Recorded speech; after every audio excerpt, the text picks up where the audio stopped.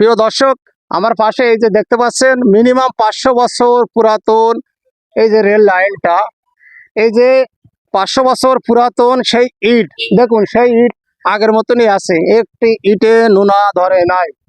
আসুন, আমার এই পাশে একজন মুরব্বী মানুষ আছে, মুরব্বীর সাথে কিছু কথা বলি যে আসলে 200-500 বছর আমরা তো শুনি, যেহেতু কাকা পুরাটা বলতে পারবে না, 500 বছর বয়স তো কাকারও না।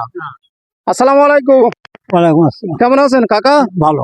কাকা আপনার নাম কি? মোহাম্মদ মুজাম্মিল হক। মোজাম্মেল হক। এই যে ট্রেন লাইনটা, এ কত বছর বয়স হবে এটা?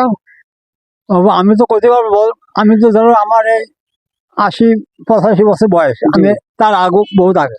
যাই হোক, এটা তো আছে ব্রিটিশ আমলে, হ্যাঁ, ব্রিটিশ আমল। অর্থাৎ 500 বছরের বেশি পুরাতন। হ্যাঁ, এই যে ইট, এই তো সেই ইটই, সেই এই ইটটা কিছু না, পরিবর্তন করা না, লাগে না। না।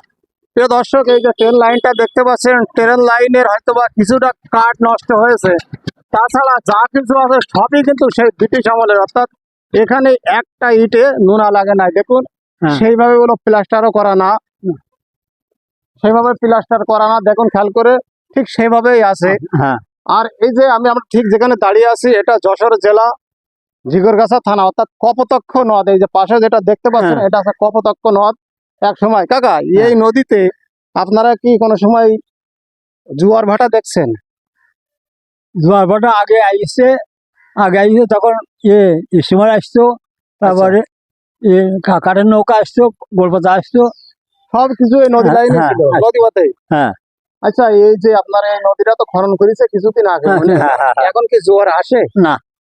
তাহলে হয়তো বা ওইদিকে কোনো বাঁধ আছে, তাই তো? থাকতে পারে। যাই হোক, আপনারা যখন আছে, আপনারা ছোট থাকতে তো এই নদীতেই গোসল করেছেন, হ্যাঁ, হ্যাঁ। যেহেতু পাশে গ্রাম, হ্যাঁ, আমরা তো পুরন্দপুর বাড়ি, হ্যাঁ, পুরন্দর ভাই। তাহলে তো এই নদীতে গোসল করেছেন, হ্যাঁ, তখন তো ব্যাপক ইয়ে ছিল না? হ্যাঁ, হ্যাঁ। দর্শক, আমি চেষ্টা করব আজকে নদীটাও তুলে ধরার জন্য, এবং ট্রেন লাইনের ওপরে কিছু জায়গায় একটু ভাঙন ধরেছে সেটাও তুলে ধরার জন্য। আমাদের সঙ্গে থাকবেন, ভিডিওটি সর্বোচ্চ শেয়ার করে দিয়ে অন্যকে দেখার সুযোগ করে দেবেন। আল্লাহ হাফেজ।